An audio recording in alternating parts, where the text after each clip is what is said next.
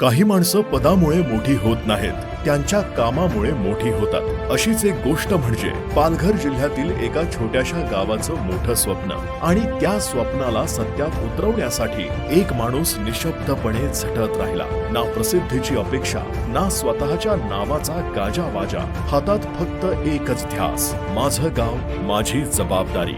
म्हणून आज नावजे गाव संपूर्ण महाराष्ट्रात अभिमानानं उभं आहे। माझी वसुंधरा अभियानाच्या 5व्या पर्वामध्ये राज्यात प्रथम क्रमांक, तब्बल 1 कोटी रुपयांचा मान आणि विकासाची नवी ओळख। या प्रवासात गावकऱ्यांच्या साथीनं अनेक हात जोडले गेले, पण प्रत्येक पावलामागे एक माणूस कायम खंबीरपणे उभा राहिला। तो म्हणजे आपल्या गावचा उपसरपंच श्री प्रफुल्ल वसंत पाटील।